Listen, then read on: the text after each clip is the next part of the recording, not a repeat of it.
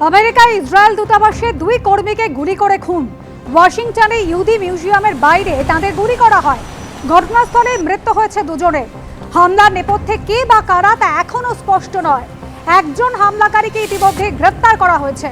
ঘটনাকে জঙ্গি হানা হিসেবে চিহ্নিত করে কড়া সমালোচনা করেছে ইসরায়েল। আশা করি এই জঙ্গি হামলার উপযুক্ত তদন্ত করবে আমেরিকা।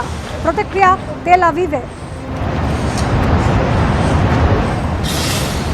আমেরিকা ইসরায়েল দূতাবাসে দুই কর্মীকে গুলি করে খুন। ওয়াশিংটনে ইহুদি মিউজিয়ামের বাইরে তাদের গুলি করা হয়। ঘটনাস্থলেই দুজনের মৃত্যু হয়।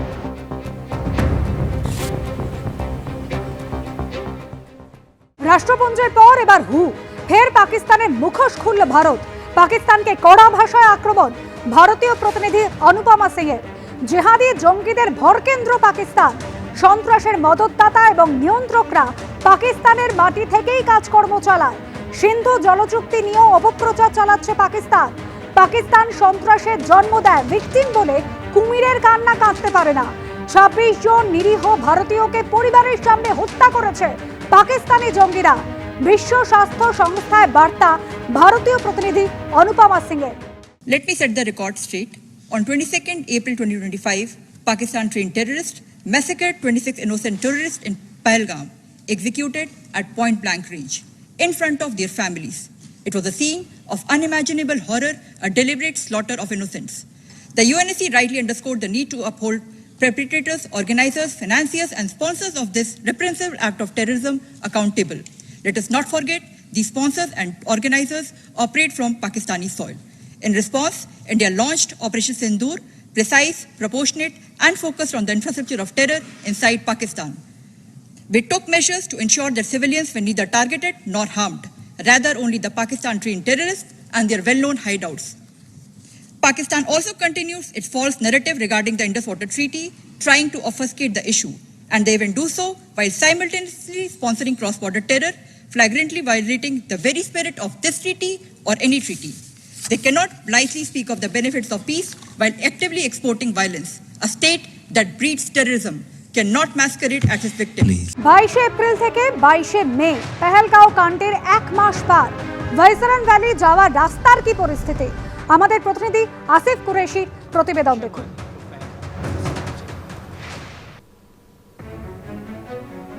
आप यहाँ पर देख सकते हैं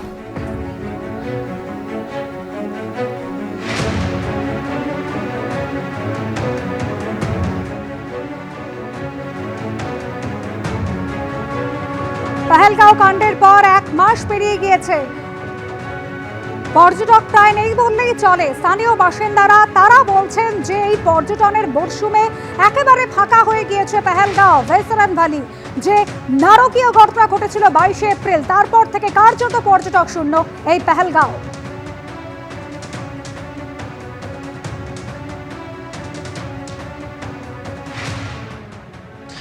पहलगाम के बैसरन में हुए हमले को 1 महीना तो हो चुका है और हम इस समय खड़े हैं उस जगह पे जहां से मोटरेबल रोड जो है वो खत्म होता है। ये वो सड़क है जो पहलगाम के सर्किट हाउस रोड के बाद से इस सड़क को जोड़ती हैं, जो कि ऊपर की तरफ जो कच्चा रास्ता जाता है ये बैसरन की तरफ जाता है। पहलगाम हमला जब हुआ था तो उस दिन जितनी भी एम्बुलेंस और पुलिस की गाड़ियां वो यहीं तक पहुंच पाई थी, यानी तकरीबन यहां से आधा किलोमीटर आगे तक, जहां तक ऐसी कच्ची सड़क है, और उसके बाद से पूरा रास्ता या तो खच्चरों पे या पैदल या फिर एटीवी के जरिए ही पूरा हो सकता है। तो इसी वजह से इस हमले में जो है इतनी बड़ी संख्या में लोग की मृत्यु हो गई। डॉक्टर्स ने भी इस बात की पुष्टि की है कि जिस तरीके की इंजरीज लोगों को हुई थी उसमें ज्यादातर लोगों की मृत्यु केवल ब्लड लॉस की वजह से हुई थी, और हो सकता था कि अगर मोटरेबल रोड बैसरन तक होता तो जल्दी ही इंजर्ड को नीचे लाया जा सकता या राहत का बचाव काम जल्दी से शुरू किया जाता और लोगों की जान बच सकती थी। लेकिन घटना के बाद किस तरीके का माहौल है वो यहाँ पे देख सकते हैं कि अभी भी कटीले तारों से बैसरन जाने वाली पूरी सड़क जो है बंद कर दी गई है। इसी तरीके से बैसरन को जोड़ने वाले अन्य जो ट्रैक्स हैं वो भी बंद कर दिए गए हैं, और अभी भी सेना की प्रेजेंस इस पूरे जंगल में है।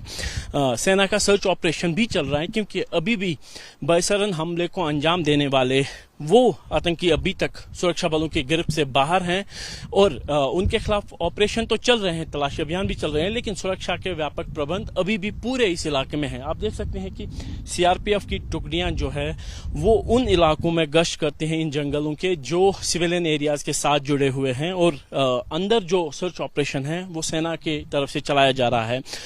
एनआईए भी अपनी जांच है वो जारी रखे हुए, और जो तथ्य इकट्ठा हो रहे हैं उसके आधार पर आगे की जांच भी हो रही है। लेकिन आज 1 महीना पूरा होने के बाद ये सच्चाई है कि अभी भी इस हमले को अंजाम देने वाले हमलावर सुरक्षा बलों की गिरफ्त से बाहर है।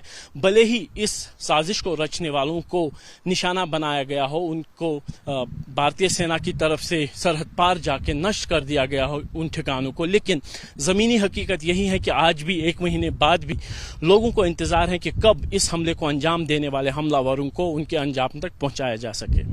कैमरामैन अरशद हुसैन के साथ आसिफ कुरैशी, एबीपी न्यूज, बयसरन घाटी, पहलगाम।